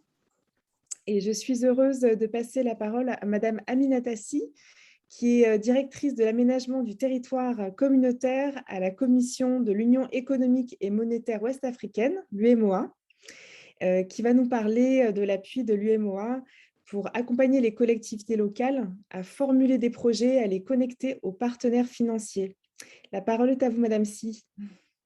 Merci, Émilie. Bonjour à tous. Permettez-moi d'abord, au nom du commissaire commissaire chargé de l'aménagement du territoire communautaire des transports, de vous présenter ses sincères excuses parce qu'il avait prévu de participer personnellement à ce panel, mais il est en train de préparer un conseil des ministres extraordinaire sur la réouverture des frontières dans l'espace UEMOA. Donc, il m'a chargé également de transmettre ses sincères remerciements au FMDV qui a bien voulu associer la commission de l'UEMOA à ce panel très intéressant pour nous et d'adresser ses respectueuses salutations à toutes les éminentes personnalités et ses sincères condoléances à M. Boudrois suite au décès tragique du vice-président de la MPCC, M. Daoudi. Donc, comme vous le savez, ce panel est d'un intérêt particulier pour la commission de l'UEMOA, qui, à travers ses politiques d'environnement, d'énergie et d'aménagement du territoire communautaire, s'investit activement dans la lutte contre les changements climatiques. En effet, l'UEMOA constitue dans notre région ouest africaine une force fédératrice pour traiter les questions environnementales dans leur globalité. Elle le fait déjà en intervenant sur les aspects de la gestion intégrée des ressources en eau, de la gestion des zones humides, de la lutte contre l'érosion côtière, la gestion durable des écosystèmes et la lutte contre l'érosion côtière. L'intégration de la dimension environnementale dans les activités de développement du secteur agricole et la réduction de la pollution urbaine et industrielle, ainsi que l'adaptation au changement climatique. Donc, vous savez aussi, nous, à l'UEMOA, au-delà des changements climatiques et de sa vulnérabilité, nous pourrons tirer profit de cette situation en termes de diversification, transition énergétique et des marchés agricoles, car l'UEMOA dispose d'un potentiel hydroélectrique, solaire et éolien susceptible d'être valorisé dans le cadre des investissements et pour l'énergie propre et le développement durable. Donc, une approche régionale pourrait davantage attirer ce type d'investissement, d'autant plus que ces ressources sont partagées par plusieurs pays. C'est par exemple le cas des bassins fluviaux transfrontaliers. Donc, l'UEMOA, c'est 8 États membres, plus de 150 millions de population, 3000 collectivités territoriales. Et l'ambition de l'UEMOA est de lutter contre le changement climatique, de projeter sa capacité de catalyser la finance climat internationale et à les canaliser vers les villes et territoires pour les accompagner à planifier, investir dans les infrastructures résilientes face au changement climatique. Donc, c'est dans cette optique que la conférence des chefs d'État et de l'UEMOA a créé par acte additionnel en 2011 le Conseil des collectivités territoriales, qui est un organe communautaire qui a pour mission d'assurer une plus grande implication des élus locaux dans la mise en œuvre des politiques et programmes de l'Union. Donc, l'UEMOA ambitionne également d'opérationnaliser un mécanisme de financement communautaire avec des partenaires stratégiques comme le FMDB, la BOAD, la BAD, la Bourse régionale des valeurs immobilières, le Conseil régional de l'épargne publique et des marchés financiers et bien sûr la Banque africaine de développement. Donc, dans le cadre de notre programme de coopération transfrontalier qui a un volet climat très important, parce que nous allons mettre le focus sur les zones frontalières telles que les 3 frontières. Dans cette zone, nous travaillons avec l'AFD et l'UEMOA ambitionne de créer des plans climat territoriaux. C'est dans ce cadre aussi qu'on va organiser bientôt à Lomé avec le FMDB qui est un partenaire stratégique, un atelier de coaching. Et au cours de cet atelier, il est prévu également des rencontres bilatérales avec la BOAD pour mobiliser un véhicule financier sur le fonds vert climat de 44 millions d'euros. Donc, vous savez, l'UEMOA est à fond sur les projets d'adaptation, les projets d'atténuation pour ces territoires. Et aujourd'hui, l'UEMOA est l'institution d'intégration phare qui travaille sur ces questions et est soutenue par les 8 États membres, par les collectivités territoriales et par les hautes instances comme le Conseil des ministres sectoriels, le Conseil des ministres statutaires et même la conférence des chefs d'État. Donc, le mécanisme de financement communautaire que l'UEMOA va mettre bientôt en place, parce qu'un projet de règlement est en cours de validation dans les instances, sera doublé d'une directive sur la décentralisation financière. Et ces 2 instruments financiers rentrent dans le cadre de l'opérationnalisation d'un programme d'envergure qui est le programme régional d'appui à la décentralisation financière que beaucoup de nos partenaires connaissent, notamment le FMDB. Et ce programme régional d'appui à la décentralisation financière vient compléter le programme de coopération transfrontalière. Donc, il reste aussi que la réussite de toutes ces actions de l'UEMOA répond à 2 impératifs, un impératif de mobilisation des acteurs, un impératif de mobilisation des ressources financières. Donc, dans le cadre de cette stratégie de mobilisation, le président de la commission qui conduira la délégation de la commission de l'UEMOA à la COP de Glasgow va avoir des rencontres très stratégiques avec des partenaires et nous sommes en train de préparer cet agenda de rencontres à Glasgow avec nos partenaires comme le ministère français des Affaires étrangères, le Fonds mondial pour le développement des villes, la coopération suisse, etc. Donc, c'est dire aussi que ce mécanisme, nous l'avons déjà porté en réflexion depuis 2011 à la COP 21 à Paris. Donc, on avait participé au sommet des élus locaux à la ville de Paris et qui était présidé par Madame Anne Hidalgo. Et avec l'appui du FMDB, ce mécanisme a été inscrit parmi les 21 solutions pour changer la planète. Donc, c'est dire que l'UEMOA est en phase avec ses partenaires, en phase avec les États membres, en phase également avec ses populations. Donc, avec le ministère français des Affaires étrangères, nous sommes en train de mettre le focus sur les quartiers précaires à travers les projets éco-quartiers et 5 communes pilotes ont été identifiées. Il y a la commune d'Aboubou en Côte d'Ivoire, la ville de Saint-Louis au Sénégal, la commune 5 sur les abords du fleuve Niger au Niger et la commune de Bama au Burkina Faso, où il y a un aménagement hydro-agricole d'importance dans la vallée de Samandini. Donc, chers participants, la commission de l'UEMOA voudrait porter avec toutes les personnalités qui sont participantes à ce panel et avec ses partenaires stratégiques, la réflexion pour avoir une vision intégrée, une vision globale de ces questions d'environnement, parce que vous savez qu'aujourd'hui, avec la crise de la pandémie de la COVID-19, la question encore est d'actualité et elle se pose avec beaucoup d'acuité. Il faut agir vite, il faut agir bien, il faut cibler les projets les plus pertinents qui bénéficient tout de suite aux populations pour essayer de réduire non seulement les effets néfastes des changements climatiques, de la pandémie, et d'un autre problème qui est très crucial pour nous, c'est la crise sécuritaire normale, notamment dans la zone des 3 frontières, et qui est en train de toucher la zone Sikasso-Korogo-Bukodinasso, et même une partie du parc W. Donc, mon intervention va porter sur ces grandes questions aujourd'hui ouvertes dans notre agenda communautaire, et nous nous tenons à votre disposition pour échanger sur des questions de précision ou des questions d'éclaircissement. Je vous remercie et encore une fois, merci à notre partenaire stratégique, Émilie, le FMDV et toute son équipe, sa Dream Team qui nous soutient toujours.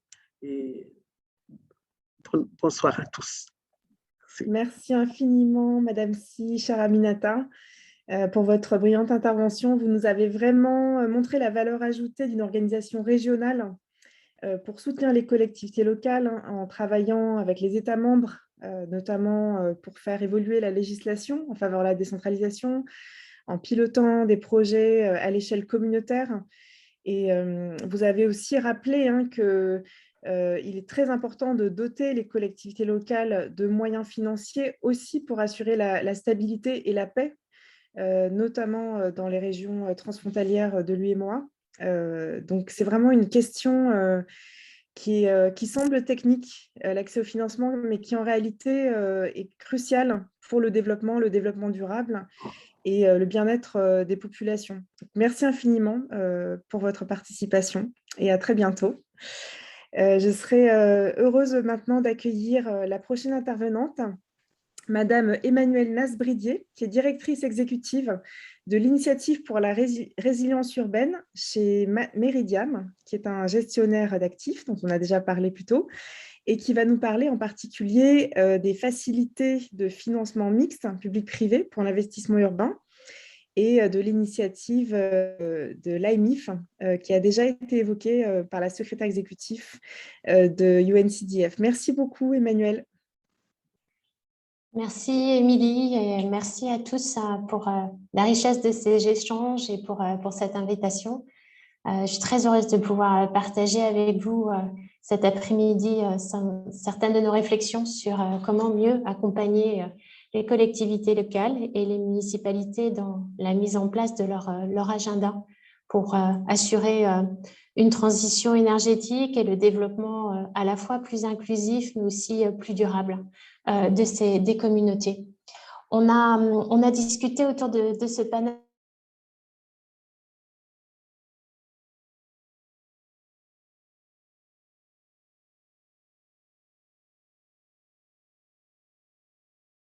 donc clair de pouvoir essayer de trouver les moyens de combler ce déficit de financement à destination des communautés locales et aussi la reconnaissance très claire du rôle crucial joué par les municipalités et les acteurs locaux.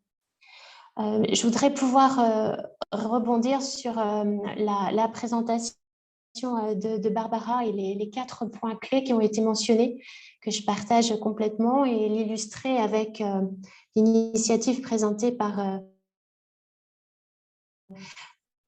Priti Sinha sur IMIF et sur ce fonds qui a été, comme elle l'a dit, lancé dans le cadre de la coalition de Malaga et pour lequel Meridiam a été sélectionné comme fonds manager.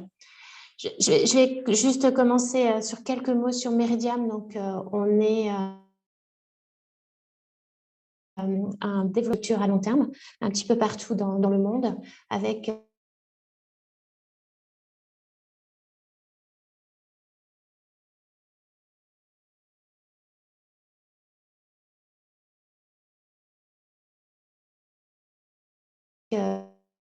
un focus sur la couverture des sans vocation à être gérées sur le long terme par Meridiam, dans la mesure où notre modèle, c'est d'accompagner le développement et le financement, mais aussi la gestion de ces infrastructures sur des durées longues, puisque nos fonds d'investissement ont des durées de vie qui peuvent aller jusqu'à 25 ans.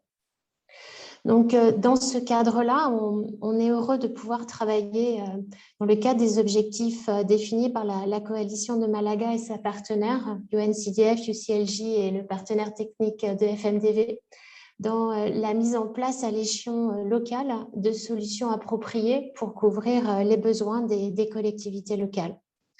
Je vais rebondir sur les aspects qu'ont mentionné Barbara parce que je crois qu'ils sont clés et que c'est clairement quelque chose que l'on partage.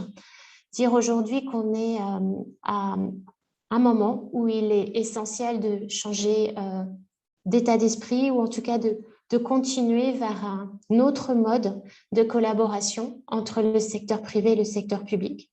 On a rappelé les enjeux en termes de volume à déployer de part et d'autre, à la fois les contraintes d'investissement que peuvent avoir le secteur privé, mais également les besoins gigantesques pour couvrir l'agenda de transition vers une économie et un développement plus durable.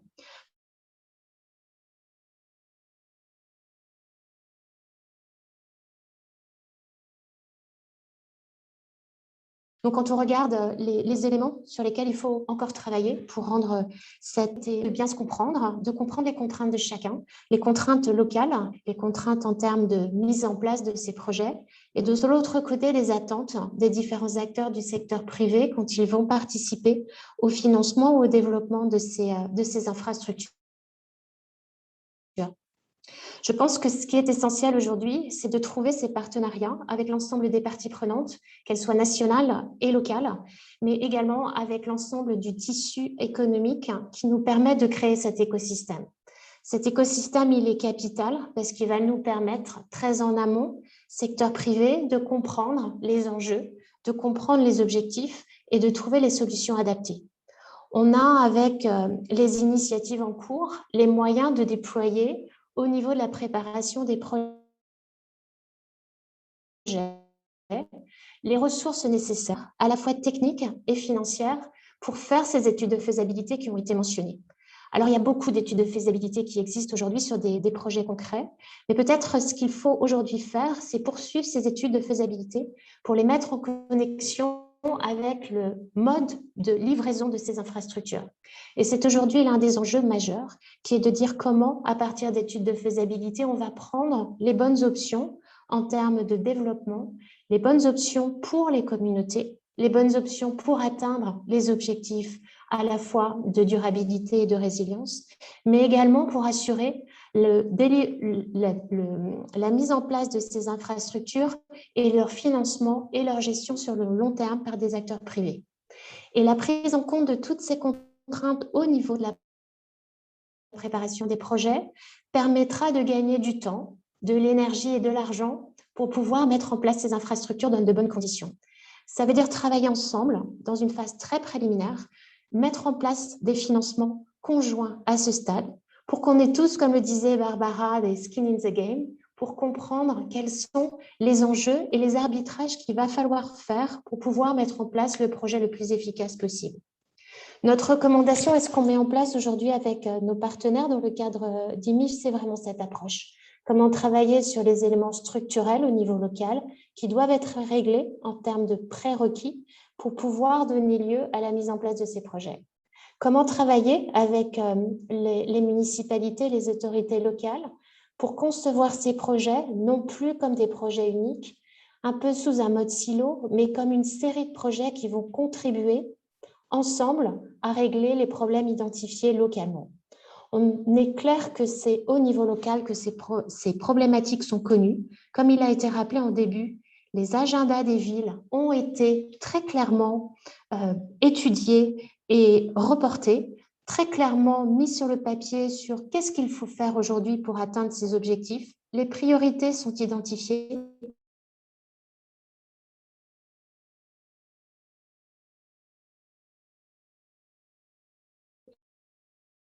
Ce qu'il faut aujourd'hui, c'est pouvoir organiser une session qui est ciblée par ces projets, la mise en place d'infrastructures qui va améliorer de façon durable les conditions de vie, mais également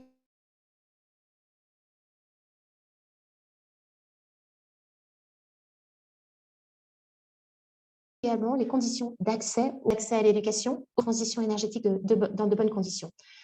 Intervenir avec le secteur privé au niveau de la préparation des projets, c'est mettre en place des structures de projets et de financement qui s'intègrent les uns aux autres. En termes de mobilité, on peut prendre l'exemple de mettre en place une ligne rapide de bus ou une ligne de câble, étant en soi un projet, mais aussi de l'intégrer dans une réflexion qui est un système de management de trafic, un système de mise en place de parking qui permettent globalement de trouver le moyen d'améliorer cette problématique qui a été identifiée comme une priorité pour la ville.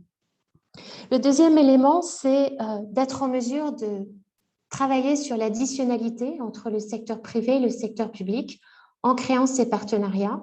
L'additionnalité, ça veut dire d'être capable de faire venir des secteurs privés là où c'est nécessaire qu'ils interviennent pour attirer d'autres acteurs du secteur privé et mobiliser des financements venant du secteur privé. Ça veut dire, lors de la phase de préparation, de pouvoir délivrer des projets qui sont, comme on les appelle, viables d'un point de vue financier, mais aussi qui soient capables d'attirer plus d'acteurs du privé, que ce soit des constructeurs, que ce soit des développeurs, en donnant une structure de capital qui rend possible et viable la mise en place du projet d'infrastructure. C'est avec cette capacité d'attraction du secteur privé, quelque part de signaler au secteur privé que ces projets non seulement existent, mais ont été structurés de façon à être délivrés et managés sur le long terme, qu'on pourra créer cet effet domino qui permet sur une base de projets d'attirer de plus en plus d'investisseurs ou de contracteurs qui soient du domaine du privé. L'autre élément qui, pour nous, est essentiel, c'est d'être clair sur les objectifs qui sont poursuivis en termes d'impact. Et pour ça, de travailler avec les collectivités locales sur les besoins des communautés, mais aussi sur les manières de mesurer l'atteinte d'objectifs qui ont été fixés par ces communautés et par les autorités locales. Ce qui veut dire d'être capable d'avoir des objectifs ambitieux. Dans le cas de la mise en place des fonds de résilience et des initiatives de résilience chez Myriam, on s'attelle à définir en amont, lors de la préparation des projets, les objectifs qui vont être délivrés grâce à la mise en place de ces infrastructures, afin, dès la phase de préparation et de design de ces projets, d'être très clair avec l'ensemble des parties prenantes, que ce soit public ou privé, du rôle de chacun dans l'atteinte de ces objectifs et surtout d'avoir le moyen de mesurer ces objectifs d'un point de vue d'impact, d'atteindre des objectifs de développement durable, mais aussi de point de vue de mise en application des recommandations qui ont été faites en amont et d'intégration des différents acteurs locaux. Dans la construction de cet écosystème, on croit intimement qu'il est nécessaire de faire intégrer l'ensemble des parties prenantes, y compris les PME locales, pour la mise en place de solutions qui sont innovantes et qui contribuent à la création de débouchés économiques, non seulement pour l'industrie locale, grâce à la mise en place de structures de valorisation de déchets, grâce à la mise en place de contrats de développement de structures de recyclage de plastique dans le traitement des déchets, mais aussi grâce à l'intégration de l'économie informelle, l'intégration de l'ensemble des acteurs qui vont contribuer à créer des débouchés, des revenus pour l'infrastructure et à assurer le but final qui est la meilleure couverture des besoins des communautés. Donc pour résumer ce mode et ce changement d'état d'esprit auquel on souhaite participer et avec qui on met en place avec nos partenaires, que ce soit avec les UNCDF, UCLJ, FMDV, mais également les fondations, de travailler sur ce changement d'état d'esprit et de travailler sur des partenariats gagnant-gagnant qui intègrent les contraintes de chacun et qui aillent chercher le meilleur de chacun et ce qui peut délivrer dans la mise en place de ces structures. Merci infiniment, Emmanuelle. C'était vraiment très, très important d'entendre le point de vue d'un acteur privé. avec vraiment cette expérience, puisque vous êtes en fait, Meridiam est le leader dans le financement des infrastructures urbaines en Afrique. Donc, c'est extrêmement important de vous entendre et de savoir en fait que ces pratiques, ces partenariats multi-acteurs renouvelés avec le privé sont possibles et sont en train de se développer. Merci, merci infiniment à vous. Et je souhaiterais désormais appeler le dernier intervenant. Donc, nous avons souhaité donner la parole à nouveau à un maire africain pour cette dernière intervention. Monsieur Kamal Alao Adjaï, vous êtes maire de Golfe 3 Lomé au Togo. Pouvez-vous nous faire part de votre expérience et de vos recommandations pour renforcer le financement de la résilience climatique des villes africaines? Merci beaucoup, monsieur le maire. Merci beaucoup. Merci, chère Émilie. Alors, est-ce que vous m'entendez? Parfaitement. Par contre, on ne vous voit pas. Voilà, c'est parfait. Merci beaucoup. Super. Merci beaucoup. Je me réjouis de participer à ce forum, ce panel de haut niveau. J'aimerais tout d'abord vous présenter la commune du Golfe 3, qui est la principale commune institutionnelle au cœur de la capitale togolaise. C'est une commune de 100 000 habitants avec tous les défis de notre époque et de notre ère en matière d'environnement, d'écologie et d'amélioration du cadre de vie.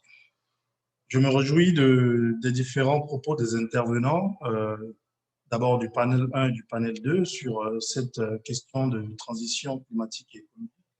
Cela prouve encore qu'aujourd'hui, l'on reconnaît pleinement le rôle des collectivités locales au cœur de l'action de transition énergétique et écologique à travers le monde.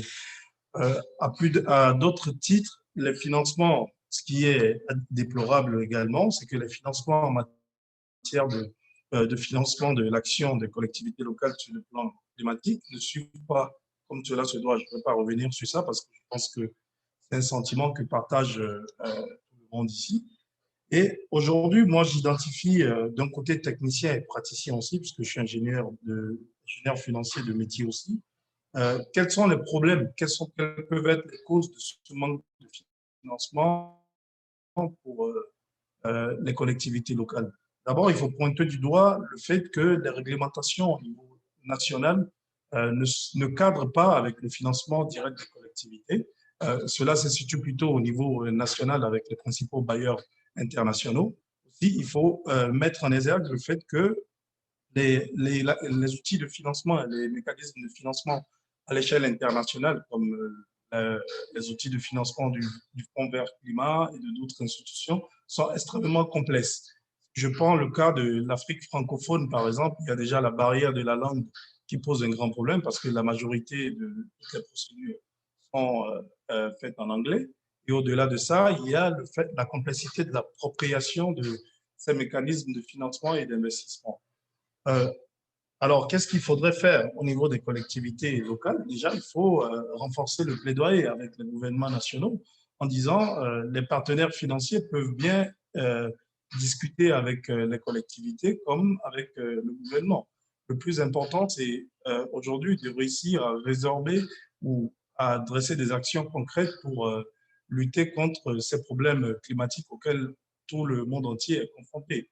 Et nous voyons aujourd'hui de plus en plus que qui de mieux qu'une collectivité locale pour traiter ces problèmes écologiques. Aujourd'hui, quand vous prenez le métier d'une collectivité, l'assainissement, l'amélioration du cadre de vie, le social et tout passe par les questions climatiques. Donc, il faudrait que la discussion soit accentuée au niveau des collectivités. Il faut reconnaître aussi que la majorité des collectivités, et pour le cas principal des collectivités africaines, ne sont pas prêts à aborder ces questions de financement parce que, comme je disais, elles sont de nature très, très complexe pour eux. Il faudrait à la fois voir avec les gouvernements nationaux comment mettre en place des véhicules financiers, des mécanismes adaptés à la compréhension, à l'appropriation de ces financements. En outre, il faudrait que l'ensemble des collectivités travaillent, surtout au niveau des fêtières, au niveau des ministères de la décentralisation. C'est pour le coup ce que nous envisageons de faire avec le FMDV, mettre en place des véhicules adaptés à l'appropriation, à la définition des mécanismes pouvant capter les financements internationaux disponibles. Je voudrais aussi mettre en exergue quelque chose qui se fait actuellement au niveau de la commune du Golfe 3 à Lomé. C'est la question de la taxe carbone qu'on évoquait avec le FMDV. Au niveau de la commune du Golfe 3, nous avons signé récemment un partenariat avec le CRC BOAD qui permet vraiment de déployer les outils et les mécanismes de véhicules d'investissement nécessaires à la mise en place, à l'opérationnalisation des outils de la taxation carbone. C'est quelque chose d'assez innovant dans notre espace, pour ne pas dire sur le continent. Aujourd'hui, c'est une manne financière qui échappe même aux gouvernements nationaux. Le Togo, mon pays en particulier, vient de ratifier au niveau de la représentation nationale la mise en œuvre de ces outils, mais techniquement, cela traîne encore du pied. Donc, nous nous sommes dit qu'il faudrait mettre en place des instruments qui permettent vraiment de servir d'expérimentation et de cela de généraliser à l'ensemble du pays. Globalement, la finance climat a connu un essor très, très important ces dernières années parce qu'il y a une prise de conscience à l'échelle planétaire qu'il faudrait décliner, il faudrait prendre en compte le climat dans tous nos projets d'investissement. Et cela est intimement lié parce qu'aujourd'hui, quand on parle de l'érosion côtière, on parle de l'assainissement, comme je citais tantôt, tout est lié au climat, la gestion des ordures, on ne peut pas en faire fi. Et l'épineuse question reste comment faire pour trouver les solutions adaptées. Et je pense que ces solutions, à travers ce creuset que nous sommes de faire cet après-midi, permettra vraiment d'ériger des solutions. Il y a des pays qui sont très avancés en la matière, comme le Maroc ou d'autres pays sur le continent, comme le Cameroun. J'ai eu le plaisir d'écouter le directeur de la FICOM tout à l'heure exposer ce que le Cameroun a réussi à faire en matière de financement des collectivités. Je pense que c'est un cas d'école à dupliquer dans beaucoup de pays dans la sous-région. Et aujourd'hui, il faut que globalement, nous nous mobilisons à faire émerger de plus en plus la voix des collectivités. Les collectivités ne doivent plus être considérées comme juste une entité qui gère un territoire à l'échelle locale, mais l'ensemble de ces collectivités permet de résoudre un problème national. Donc, c'est fort de nos engagements, de nos efforts et aussi de nos plaidoyer auprès des institutions internationales comme l'ONU. Je l'abordais tout à l'heure, il faut que ces institutions internationales intègrent le fait qu'on peut traiter directement avec ces collectivités et que la discussion ne devrait pas se situer uniquement au niveau des nations. Je pense qu'à travers la conjugaison de tous ces efforts, nous arriverons à impacter durablement la transition écologique que nous appelons de nos vœux chers. Je vous remercie et je reste disponible pour des questions. Merci. Merci infiniment, Monsieur le maire. C'était très précieux de terminer par votre témoignage, vous qui êtes aussi aux commandes manettes de la gestion d'une ville et qui êtes aussi un expert de la finance. Merci beaucoup pour ces recommandations. Je remercie vraiment tous les panélistes pour l'extrême qualité de toutes vos interventions. On sent vraiment la nécessité de mener ce type de dialogue multi-acteurs, de s'inspirer des solutions et des pratiques qui sont déployées par chacun et de continuer à développer nos coopérations sur le plan opérationnel suite à cette discussion. Comme le temps nous presse, je vais donner la parole pour les mots de conclusion à Jean-François Abaud, directeur exécutif du FMDV. Merci beaucoup. Merci Émilie, et je te rejoins aussi dans les remerciements adressés à l'ensemble des intervenants. C'était vraiment très riche et d'excellente qualité. Et surtout, ce qui est intéressant, c'est que vous avez permis de représenter l'écosystème dont parlait Emmanuel Nasser, des intervenants engagés sur la finance locale. Et je pense que ce qui est assez rassurant, c'est qu'on a vu qu'il n'y a pas eu de divergence dans les prises de position. Chacun a rappelé sa vision de comment aujourd'hui répondre aux besoins de financement de la transition climatique. Et on a vu qu'il y avait un alignement. Et je ne vais pas reprendre ce qui a été dit parce que, encore une fois, les interventions étaient excellentes, mais je retiens 3 points principaux. C'est que et qui sont aussi défendus par le FMDV dans le cadre des discussions de la COP 26, et notamment avec le NPGCA. le Marrakech Partnership. Donc, 3 points. Le premier, c'est l'importance de développer des actions au niveau des pays, et je ne dis pas au niveau national, mais avec l'ensemble des acteurs, les autorités locales, les gouvernements nationaux, les associations de collectivités locales et les partenaires techniques et financiers publics et privés, pour qu'ensemble, on organise les conditions qui vont permettre dans le long terme de mobiliser les financements nécessaires pour la transition climatique des territoires. Je pense qu'une approche de ce type-là permet de casser les silos et d'éviter de travailler projet par projet, mais également ça permet aussi de tirer vers le haut les collectivités locales intermédiaires qui sont parfois laissées de côté dans les actions qui concernent le financement de la transition climatique. Et à travers ces programmes pays, on peut travailler sur le renforcement de capacités, sur le travail d'un environnement réglementaire approprié et sur la préparation de projets de portefeuille d'investissement avec l'ensemble des acteurs. Le deuxième point est le renforcement également des intermédiations de financement, qu'elles soient publiques ou privées. On a eu le témoignage de M. Akoa du FECOM avec ce qu'on appelle les Subnational Development Banks, qui sont des banques publiques de développement dédiées à financer les collectivités locales, et que ces acteurs-là permettent à la fois d'aller catalyser des financements internationaux et ensuite de les canaliser vers les territoires, et notamment les territoires intermédiaires qui n'auraient pas accès à ces instruments de financement parce que leur niveau d'investissement et leurs besoins d'investissement sont trop bas par rapport aux lignes de crédit et de financement des partenaires publics et privés sur le financement. Donc, renforcer ces intermédiations-là pour aussi créer une culture du financement à l'échelle des territoires est quelque chose d'essentiel.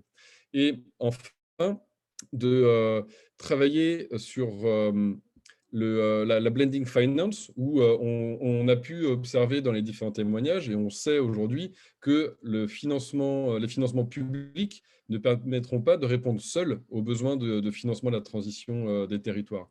Et donc d'organiser des partenariats avec les acteurs publics, les acteurs privés, comme l'a présenté Meridiam, et avec les autorités nationales et locales, vont vraiment permettre d'organiser ce mixte entre les finances publiques et les finances privées pour compléter les besoins d'investissement engagés aujourd'hui par les États et les bailleurs de fonds. Les bailleurs de fonds ne pourront pas répondre seuls aux besoins, et il faut qu'on aille organiser les modalités de partenariat et de coopération avec les acteurs privés pour pouvoir travailler dans le long terme ensemble.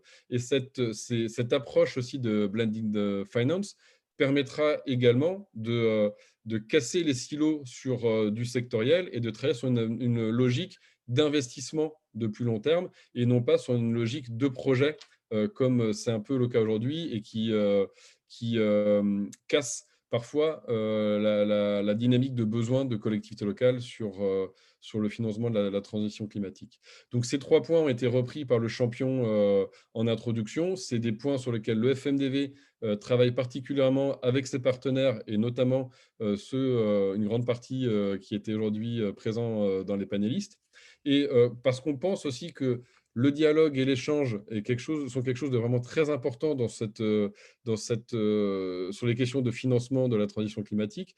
On va convier avec le gouvernement de la Côte d'Ivoire le premier sommet sur le financement et l'investissement du financement de la transition climatique des villes africaines en 2022.